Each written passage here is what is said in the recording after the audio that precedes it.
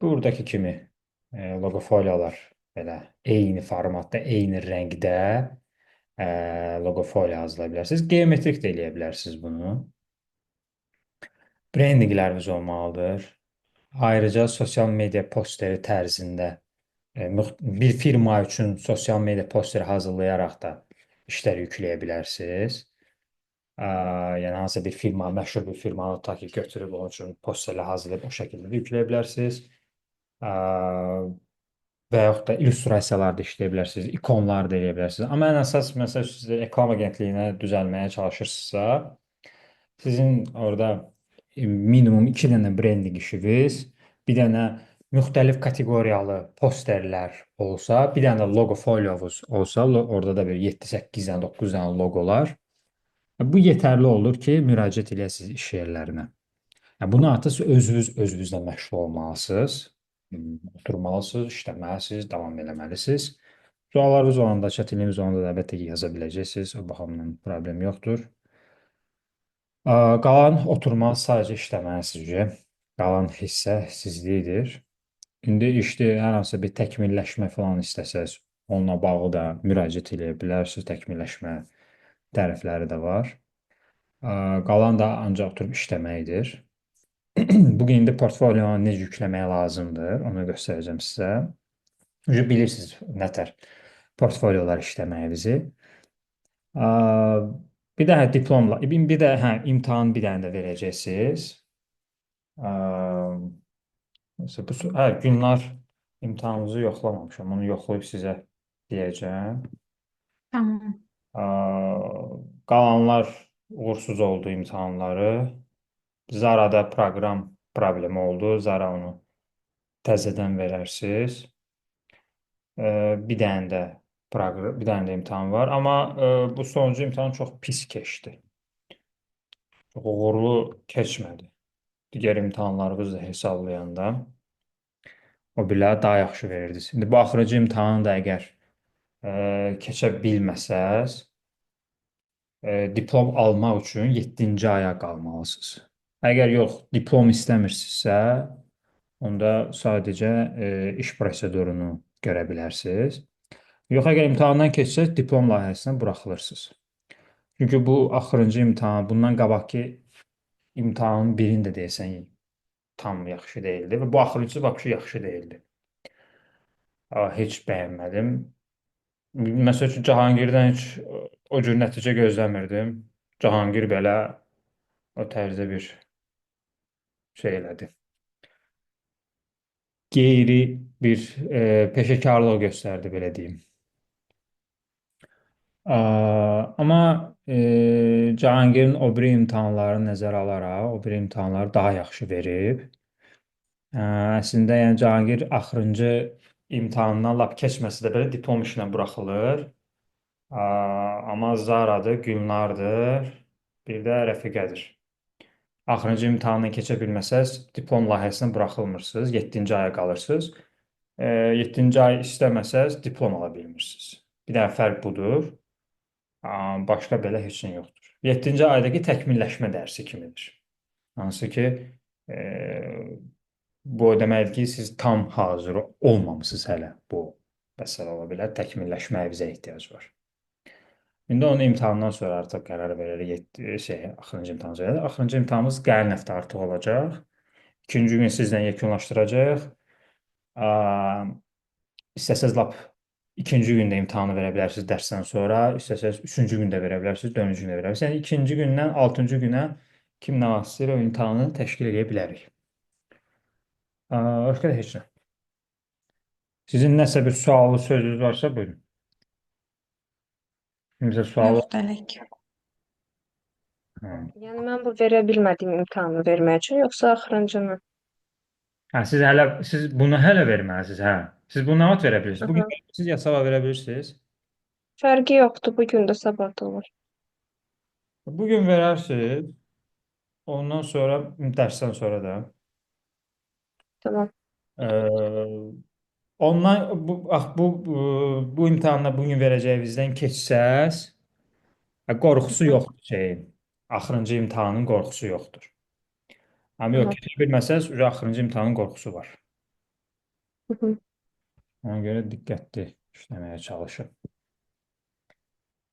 Okey. Necə bir hansı qeydiyyat sadədir? Yəni ki, Behance hesablarınız var.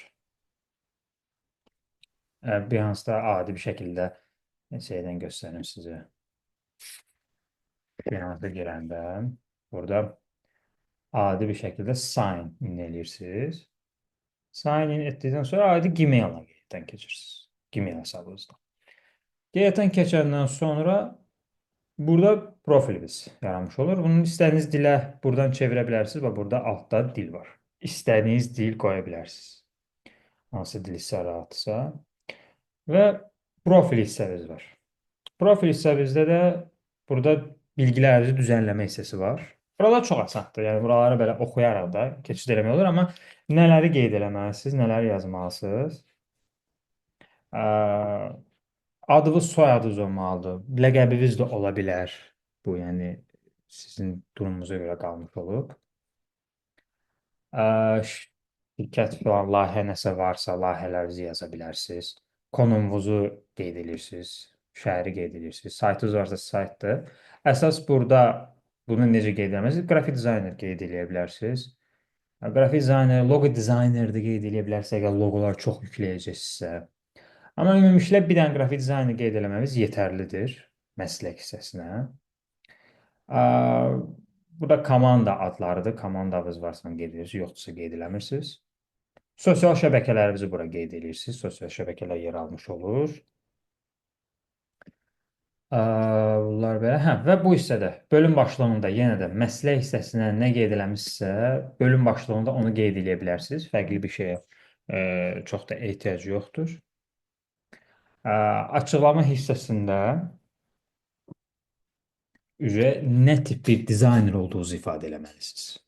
Minimalist bir dizayner olduğunuzu və yaxud da ki, məsələn, tutaq ki, illüstrasiyalarını çəkirsə, illüstrasiyalarını özünüzü ifadə edəcək bir cümlələr qurmağa çalışın.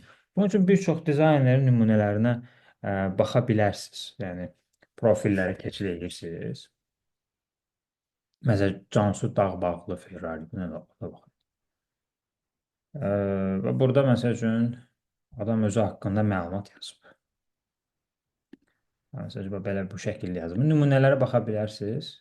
Nümunələrdən də qeyd özünüz üçün götürə bilərsiniz. Siz uzun yazın, siz qısa yazın. Bu duruma görə dəyişir. Onları düzəldirsiniz özünüz üçün. Məlumat xarakterlidir bu. Qalanında heç nəyə dəymirsiniz. Olduğu kimi qalır. Profil şəklinizi qoyursunuz. Profil şəkliniz dizayn sahəsinə uyğun olmağa çalışmalıdır. Yəni, nə gəldi şəkil qoymayın. Cover hissənizi düzəldirsiniz. Cover hissəsi 3200-ün 410-a düzəlir. Bu ölçüdə işləməlisiniz. Coverdə istəyirsiniz işlərinizi nümayiş etdirin. İstəyirsiniz bir dənə imza, istəyirsiniz bir dənə belə ad yazılsın. İstəyirsiniz qradientli bir dənə background hazırlayın. Yəni, bu belə bir şey fikirləşin də, bu sizin reklam panelunuzdur. Və onu nə qədər kreativ eləməyə çalışsaq, nə qədər diqqət edici eləməyə çalışsaq, bir o qədər, məsəl üçün, insanların diqqətini çəkə bilər. Yəni, bunu web banner kimi düşünün də, bu hissəsini web banner kimi düşünün ki, insanların maraq oyandırmış olsun. Buradan bunu nəzərə alın. İş bəs necə yüklənilir? Və qeyd elədiyiniz məlumatlar da gəlib düşür buralara. Burada hamısı görsənmiş olur. Və iş necə yüklürsünüz? Burada çalışmalarınızı paylaşın hissəsi var. Burada proje hissəsinə keçid edirsiniz. Proje hissəsinə keçid edəndən sonra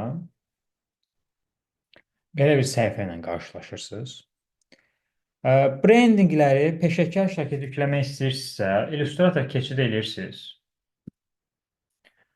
Illustratorda məsəl üçün bir çox ölçü var, bir neçə dənə ölçülər var. Uzun bir şablonlar, uzun bir məsafədə təqdimatınızı hazırlamaq deyə bir şey var. Bunu belə deyim, ölçü hardasa, deməli, eni olur 450-nin 550 belə bir şey.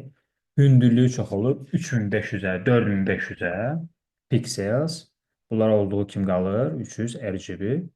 Belə bir səhifə çıxır, uzun. Bunu yaxınlaşdıraraq işləyirsiniz bu səhifədə. Elə bil ki, o hazırladığınız dizaynlarınızı burada artıq stil verirsiniz. Siz şəkil kimi belə bir-bir qoyursunuz, amma səliqəli eləməyə çalışın. Tələbənin birini göstərim sizə, öz tələbələrimdən. Aa, Orada məsəl üçün səhifənin özündə dizayn verirsiniz də, belə deyim. Səhifənin özünü dizayn verəndə daha maraqlı bir iş çıxır ortalığa.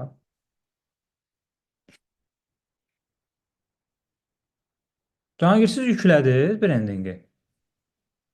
Hə, yükləmisən. Cahangir yükləyib doğrudan. Hə. Cahangir. Cahangirdə baxın. Cahangir, amma sizdə deyəsən tam. Mən tək-tək işləyib aralarında məsafəni sıfıra qoymuşam. Cahangir məsəl baxın belə bir uzun formatda işləyib və vizualları belə yerləşdirib. Sadəcə belə şəkil kimi yerləşdirib, amma okeydir, yəni idarə eləyir. Yaxşıdır. Burada başqa bir tələbəm var idi. O səhifənin özünə dizayn vermişdi. Yəni normal necə dizayn hazırlayırsa, təqdimatın özünə də bir dənə dizayn vermişdi. İndi onu göstərməyə çalışdım sizə, buradan çıxa bilsəm. Çıxmır buradan. Burada deyəsən bir dəfə göstərmişdim sizə o tələbənin işini.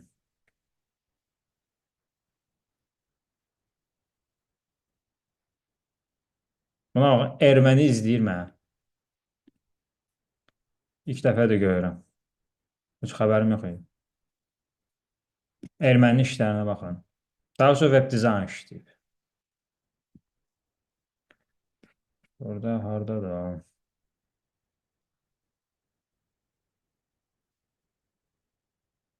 Rəhimdə də olmalı idi, amma bir dənə Nuranə var.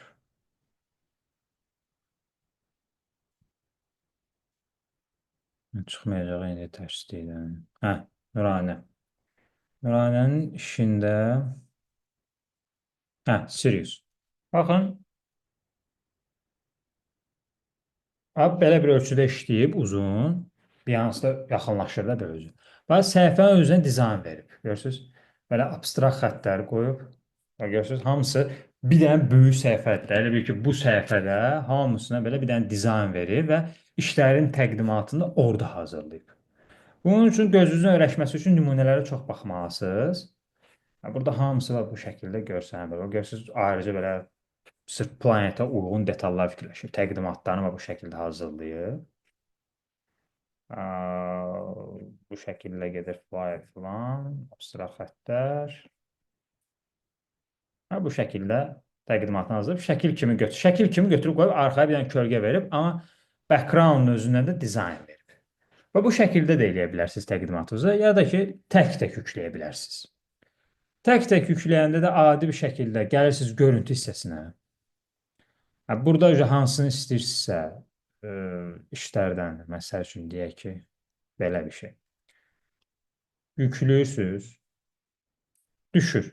İkincisini yükləmək istəyirsiniz, təzədən görüntü, təzədən yüklüyürsünüz, aşağı düşür, belə paraqraf şəklində düşür. Ya da bu ölçüdə işləsəz, bir dənə bunu PNG 24 olaraq çıxardırsınız, bir dənə sadəcə bunu yüklüyürsünüz. Behance özü tənzimləmiş olur. Belə də eləyə bilərsiniz. Yəni, bu daha peşəkar şəkildə olmuş olur. Əgər böyük bir brendinq işləmişsinizsə də. Şəkillərimiz düşür bura, vizual düşür. Bu bir dənə proyekt sayılır. Bir dənə layihə sayılır. Yəni, məsələn, kosmonavtika ilə bağlı brendinq və yaxud da ki, logo folio və yaxud da sosial media posterləri ayrı-ayrılıqda gedir də hər şey. Burada mətin hissəsi var, yazı hissəsi var. Buna klikləyib açıqlamalar da yaza bilərsiniz. Yəni, hər bir dizaynımız haqqında, bu ideyanı necə fikirləşdirir, bu ideyanı necə ortaya gətirir. İstəsəz burada yaza bilərsiniz. İstəsəz ayrıca illüstratorda boş bir səhifədə mətin şəklində dizaynınızı hazırlaya bilərsiniz. Belə tərzdə eləməyimiz mümkündür. Və sonra davam düyməsinə basırsınız. Belə bir şəkildə çıxır. Artıq tənzimlənmək hissəsi də ən önəmli hissə buradır. Bunlar sayılır. Buradan istəsəz cover'ınızı dəyişə bilərsiniz. Burada plus işarəsini qoyaraq əlavə brendinq üçün hazırladığınız Əlavə brendinq üçün hazırladığınız bu nə lan? İşinizi yükləyə bilərsiniz. Yəni brendinqinizin təqdimatına uyğun bir şəkildə işi yükləyə bilərsiniz. Və yaxud da brendinqinizin içindən bir dənə vizual seçə bilərsiniz. Burada çoxlu vizuallar olacaq. Oradan seçə bilərsiniz. Və ya da əlavə brendinqinizin təqdimatı üçün cover kimi hazırlayır. O da elə bilərsiniz. YouTube kimi düşünün. Necə YouTube'da bir videoya baxmamışdan qabaq onun coverini görürsünüz, diqqət çəkir, sonra izləyirsiniz. Bu da onun kimidir. Yəni eyni marketinq strategiyasını işləmiş olur. Deməli, burada proyektinizə ad verirsiniz. Ad verəndə SEO-nu nəzərə almağa çalışın. Hansı tərəfdən nəzərə almalısınız? Brandingdirsə, başlanğıcda branding sözünü yazmalısınız. Branding, kreativ branding, branding design. Bunu yazırsınız. Tirə qoyursunuz, ya iki nöqtə qoyursunuz, necə istəyirsiniz. Dalınca da brandingimizin, firmamızın adını yaza bilərsiniz. Bəli, Cosmopolit adında. Cosmopolit. Məsələn, bu adda branding işləmişsiniz. Bu açar sözünüzdə hansı ki axtarış zamanı brendinginiz daha qabaqda çıxmış olacaq. Proyektiniz daha qabaqda çıxmış olacaq. Çünki daha çox bu sözlərlə axtarışlar edilir. Və ona görə proyektiniz qabağa çıxmış olacaq. İnsanların qabağına göstərəcək. Ardınca artıq işlədiyiniz brendinginizin, layihənizin adını qeyd edirsiniz. Ondan sonra keçirsiniz etiketlərə. Etiketlərdə brendingdirsə, yox əgər logodursa, logo ilə bağlı açar sözlər yazırsınız. Buranın üstə məsəl üçün deyək brendingdir. Yəni brending yazanda özü nümunə verir. Amma milyonluq axtarışı olanları qeyd eləməyin. İşiniz orada itəcək. Fikirləşin ki, sizin takipçiniz yoxdur, azdır. Bu da milyonlu proyekt, milyonların içində nə qədər milyonlarca takipçisi olan proyektlər var. Siz orada bir ki, balıqsız okeana düşmüsünüz kimi olacaq. Buna görə milyonluq olanlar yox, 100 minlər, 30 minlərdən proyekt olanlar, 13 min proyekt olanları seçməyə çalışın. Və bu şəkildə proyektinizə uyğun açar sözləri bir dənə söz yazan kimi nümunələr çıxır, onlardan seçməyə çalışın. Maksimum 10 dənə açar söz qoymaq olur. Nə gəldi qoymayın. Yəni işiniz brendinglə bağlı deyilsə, brendingi qoymamalısınız. Logo ilə bağlısa, ancaq logo foliodursa, onda orada açar sözlərinizi, etiketlərinizi logo ilə bağlı qoymalısınız. Logo dizayn, kreativ logo dizayn, minimal logo dizayn bu şəkillərdə davam eləməlisiniz. Onsuz bir-iki dənə söz yazan kimi nümunə də verir sizə. Oradan seçməyə çalışın. Bu etiket çox önəmlidir. Axtarışa təsir edir, insanların qabağına çıxmağa təsir edir. Məqsəd burada işinizi yükləyib başqalarının diqqətini çəkməkdir, yəni. Sosial şəbəkələrdə filan da reklam eləyə bilərsiniz. O da proyektinizi qabağa aparmış olacaq. Proyektiniz nə qədər çox izlənsə, Behance onu daha da çox izlənməyə doğru aparır. Hardasa təxmini Instagram algoritması kimi işləyir. Behance də yəni sosial şəbəkədir.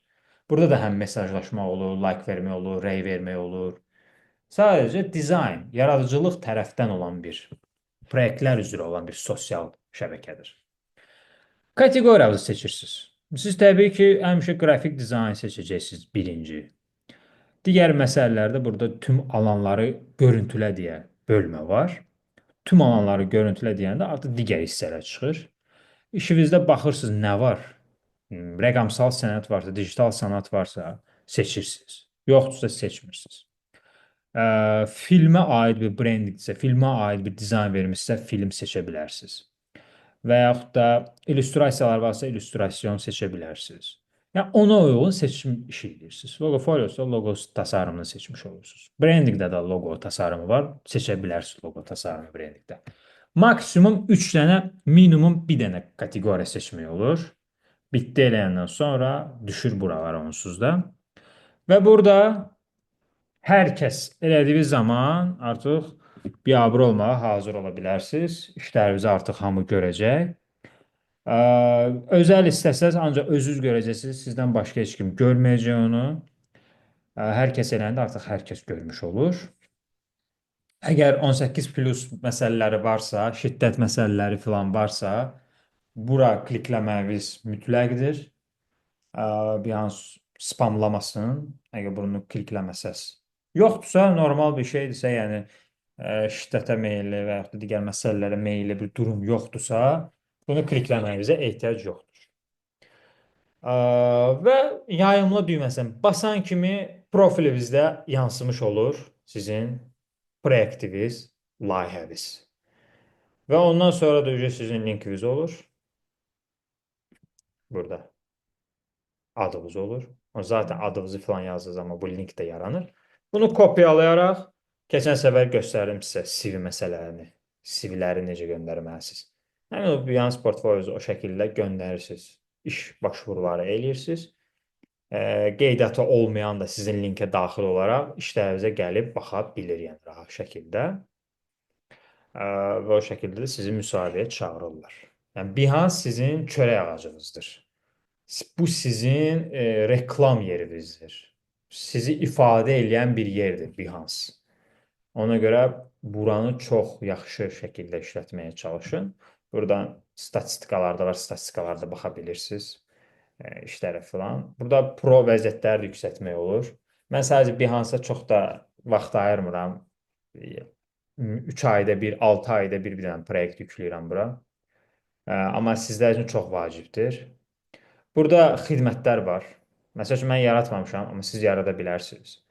Xidmətiniz nədir? Yəni nə xidmət göstərirsiniz? Hansı ki, pul qazanmaqla bağlıdır, Behance-ın özündən iş tutmaq üçündür. Burada hizməti oluştura basdığı zaman belə bir qabağınıza interfeys çıxır. Burada işləri yüklürsünüz. Məsəl üçün, deyək ki, loqo ilə bağlı sifariş götürmək istəyirsiniz. Loqolarınızı buraya yüklürsünüz. Fərqi yoxdur. Portfolyonuzun layihələrin içində olanlar da olar, başqa şeylər də olar. Onun bir fərqi yoxdur. Bu ayrıca bir xidmət panosu yaratmaq üçündür. Hansı ki, müştəri görür ki, siz xidmət də göstərirsiniz də. İşlərinizi buraya yüklürsünüz adi qaydada. Xidmətinizin adını yazırsınız. Məsələn, deyək ki, logo dizayn. Açıqlama verirsiniz. Nə tip loqolar hazırlayırsınız? Və yaxud da posterdir. Artıq nə xidmət vermək istəyirsinizsə də. Nə tərzdə hazırlayırsınız? Nə üzrə hazırlayırsınız? Psixolojimi, fəlsəfimi, minimalistmi? Hər şeyi ifadə eləməyə çalışmalısınız. Yəni, ifadə şəkliniz olmalıdır. Buna görə nümunələrə çox baxın və onlardan fərqlənməyə çalışacaq bir ifadələr düşünün. Özünüzə qarşı bir kreativ tərəfləriniz olmalıdır ki, siz seçiləsiniz. Açıqlamanızı qeyd edirsiniz. Nə qədər siz qeyd edə bilərsiniz. Təslimat sürəsini, yəni neçə müddətə, neçə günə və ya da neçə aya işi təhvil verirsiniz. Bir həftə, loqo bir həftədən az və ya da 1-2 həftə içində ola bilir. Onu qeyd edirsiniz. Konsept sayısını qeyd edirsiniz, yəni neçə nümunə verirsiniz bir müştəriyə. Ortalama 3 nümunə verməyiniz məsləhət görülür ki, müştərinin seçim haqqı olsun. Buna deyirlər HİQ qanunu, o vaxtlar da danışmışdım sizə. HİQ qanununu tətbiq eləməlisiniz. Ona görə ortalama 3 dənə nümunə verməyiniz vacibdir ki, insan seçə bilsin onun içərisindən. Konsept sayınızı buradan təyin edirsiniz. Buradan da təyin edirsiniz. Və bu hissədə isə düzəltmə. Yəni, bir insan pulsuz bir şəkildə, yəni o pula daxil olan şəkildə, yəni bir qiymət təyin edirsiniz. O qiymətə neçə edit haqqı daxildir? 2 dənə edit istəyə bilər, 3 dənə edit istəyə bilər. Onu seçirsiniz. Normal standartı 3-4-dür, yəni. Bunu qeyd edirsiniz. Kateqoriya seçirsiniz. Hansı kateqoriya üzrədir bu xidmətiniz? Onu seçmiş olursunuz. Və gəlirsiniz fiyatlandırma tərəfinə. Buradan bloqu da oxuya bilərsiniz. Sizə köməkli göstərəcək ki, neçə tipli. Məsələn, bax, bu ucu Produr. Proda tövsiyə edir. Məsələn, yazmışsınız, eləmişsiniz, seçmişsiniz, eləmişsiniz, ona uyğun sizə baxa bilməyiniz üçün, yəni eləyirsiniz. Sizə tövsiyə verə bilir Behance ki, neçə qiymət qoyarsınız, amma onun çox da yoxdur. Önəmi yoxdur. Yəni, Pro yüksəltmədən də qiymət yaza bilirsiniz. Normalda beynəlxalqda $120-150 loqolar. $100 da yaza bilərsiniz. $100 qeyd edirsiniz ki, 3 dənə loqo hazırlayacağım fərqli şəkildə sənin üçün və 4 dənə edit haqqın olacaq. Və $100. Ondan sonra xidmətinizi yaradırsınız, profilinizdə görsənmiş olur. Ödənişləri isə PayPal və Stripe vasitəsilə alırsınız. PayPal vasitəsilə almaq üçün xarici nömrəniz olmalıdır ki, PayPal hesabı açasınız PayPal'ın öz saytından. Stripe-ı isə istənilən şəkildə açmaq olur. Bunun üçün YouTube-da videolar var. Stripe hesabı necə açılır, PayPal necə açılır. ChatGPT-dən də soruşa bilərsiniz, yön verəcək sizə. Bunlar sadəcə elektron kaşalokdur. Hansı ki, ora ödənişinizi alırsınız, oradan da bank hesabınıza və ya da bank kartına köçürməyinizi eləyirsiniz. Çox rahat bir şəkildədir. Adi sadəcə elektron bir kaşalokdur. Və bu şəkildə Binance-dan da həmçinin pul qazanmağa başlayırsınız, amma gərək əməlli başlı vaxt sərf eləyəsiniz, işləyəsiniz, reklamlar eləyəsiniz hesabınızı və bu şəkildə artıq portföyünüz tam oturmuş olacaq. Portföyünüz olandan sonra siz Instagram hesabı da açıb oradan da qazana bilərsiniz. Müştəri sizə yazanda gəldiniz, kopyaladınız, linkinizi kopyaladınız, atdınız ona. Baxın, portfolyoma belə tip işlər görürəm. Sizin üçün də bu tip, bundan daha yaxşı kreativ işlər görə bilərəm. Yəni, bir sözlə orada manipulyasiya edirsiniz müştərinizi, amma portfolyonuz vasitəsilə. Portfolyo'nuz varsa yaşıl işıqdır sizdə hər şey və təbii ki, portfolyo olmasına da portfolyo içərisi kreativ şəkildə olmalıdır. Yəni düzgün xidməti sata biləcək şəkildə. Çünki bu xidməti satacaq bir şəkildədir Binance.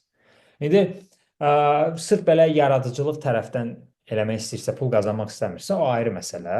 Amma iş tapmaq istəyirsə, müştəri tapmaq istəyirsə, xidmətinizi psixoloji yöndə satacaq dərəcədə portfolyonuzu hazırlamalısınız ki, hər yerə də müraciət edə biləsiniz, müştərilərə də müraciət edə biləsiniz.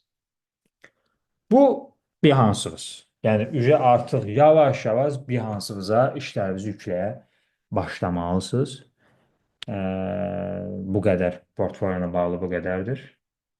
Nəsə bir sualınız var bununla bağlı? Məndə o demək olar bitib də. Mən yükləyim yoxsa dəyişikliklər eləyim birazdan. Eləyin, o qədər düzəliş var orada.